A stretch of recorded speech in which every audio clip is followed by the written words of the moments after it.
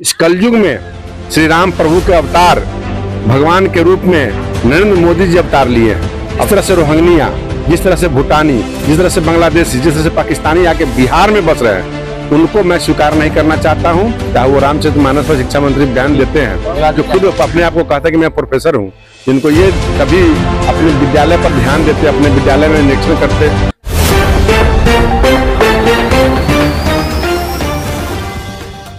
इस बुनियादी विद्यालय के लिए हमारे कार्यकर्ता रोशन जी के द्वारा काफी इस पर चर्चा और बैठकें हुई, विभाग में दौरा भी हुआ, लेकिन बिहार सरकार की उदासीनता के कारण इस पर कुछ फंड नहीं मिल पाया। लेकिन निश्चित रूप से मैं आज फिजिकल वेरिफिकेशन किया हूं, वाकई में इसकी दुर्दशा है। मैं तत्काल अपने विधायक फंड से इसमें 2 कमरा, एक प्रिंसिपल का चैम्बर बनाने का फैसला लिया है और यहाँ पर पीने के लिए चापाकल की व्यवस्था करना है। बाकी अन्य विकास से भी इनका काम यहाँ शुरू हुआ है और मैं देख रहा हूँ पीछे बिहार शिक्षा परियोजना के तरफ से विद्यालय का भवन का निर्माण शुरू हुआ था, जो अर्धनिर्मित है। इस पर भी मैं विभाग से बात करके अगर ये पैसा रिफंड हो गया, जो जानकारी मुझे मिली है, पुनः पैसा अगर बचा हुआ होगा तो रिलीज करवा करके ये भी भवन बन जाए, जो कि इस विद्यालय का नाम रोशन हो, क्योंकि सबसे पुराना बुनियादी विद्यालय, इकलौता विद्यालय हमारे औरा विधानसभा में है। हमारा भरपूर प्रयास होगा इसके साथ सज्जा सौंदर्यीकरण हो और बच्चे यहाँ पढ़े, इसका लाभ बच्चों को मिल सके। जिंदाबाद। एमडीएम के लिए ई पेड़ के नीचे एमडीएम बनता है, इसे क्या कहते हैं? किचन सेट भी मैं सामने देख रहा हूँ, किचन सेट भी गिर गया है, उसका भी रिपेयरिंग होना जरूरी है। मन अन्य फंडों से भी मैं बात करता हूँ विभाग के पदाधिकारी से और ब्लॉक के तमाम मनरेगा या प्रमुख फंड से भी, कैसे इसका निर्माण सुसज्जित हो कि कम से कम खाना बन सके, बच्चे बैठ सके। और अभी हमने सुझाव भी दिया है कि डेस्क बेंच का जो यहाँ व्यवस्था था, किसी ने सप्लाई किया होगा, भेजा होगा, लेकिन उस पर तख्ती नहीं है, तख्ती गायब है, फ्रेम है।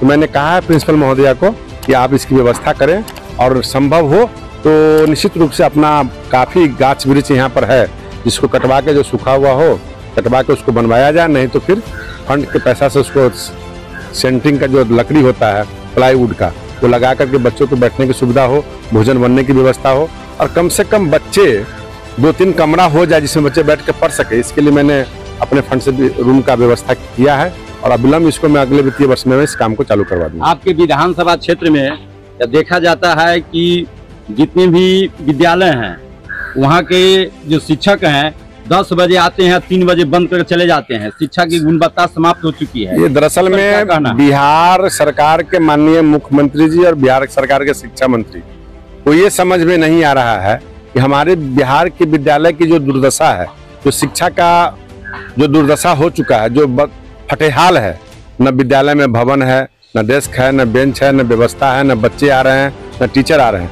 ये सरकार की उदासीनता के कारण है, लेकिन सिर्फ वोट बैंक की राजनीति करना चाहते हैं। जाति जनगणना से लेकर के, चाहे वो रामचरितमानस पर शिक्षा मंत्री बयान देते हैं, जो खुद अपने आप को कहता है कि मैं प्रोफेसर हूँ, जिनको ये कभी अपने विद्यालय पर ध्यान देते, अपने विद्यालय में निरीक्षण करते, विद्यालय की समीक्षा करते, ऐसा कभी आपने नहीं सुना होगा 6 महीना के अंदर में।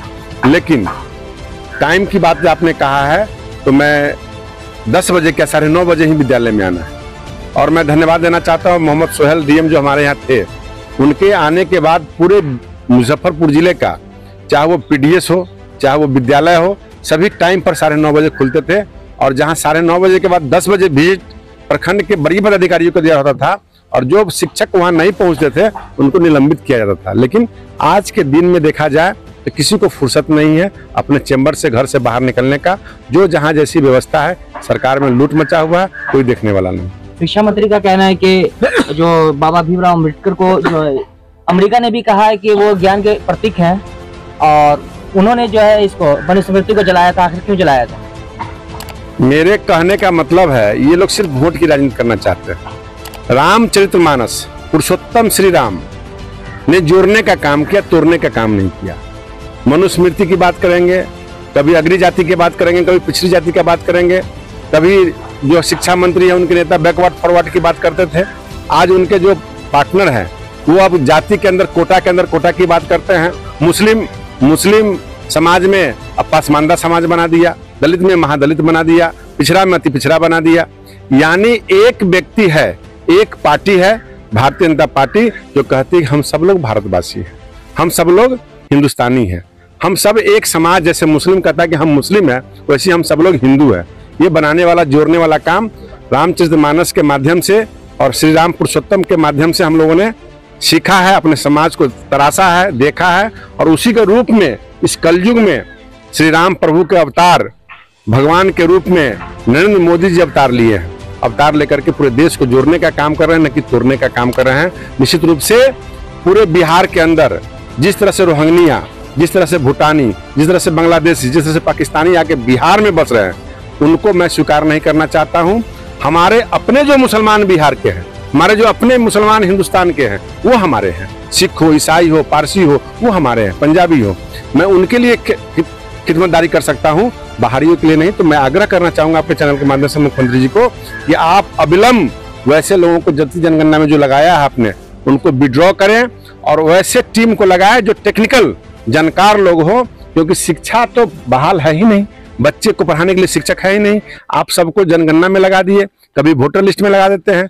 तो निश्चित रूप से हमारा काम, चाहे वो अंचल के कर्मचारी हो, चाहे प्रखंड के पदाधिकारी हो, तो ऐसे लोगों को न लगा करके शीर्ष पदाधिकारी को लगाए और एक टीम हायर करे जो बिहार के अंदर काम करते। बिहार के अंदर हर क्षेत्र में, हर विभाग में यूं ही दुनिया भर का काम पेंडिंग है, जो काम नहीं हो रहा है, गरीबों का काम नहीं हो रहा है। तो निश्चित रूप से कहीं ना कहीं आप वोट की राजनीति कर रहे हैं, एक समुदाय को बढ़ावा दे रहे हैं, एक पार्टी को बढ़ावा देना चाहते हैं। ये कतई बिहार की जनता बर्दाश्त नहीं करेगी। क्या लगता है रिजर्वेशन से मतलब कितना फायदा पहुंचेगा? अगर मान लिया अभी जाति जनगणना होगा, उसके आधार पर कहीं रिजर्वेशन सिर्फ वोट बैंक के लिए माननीय मुख्यमंत्री जी कर रहे हैं।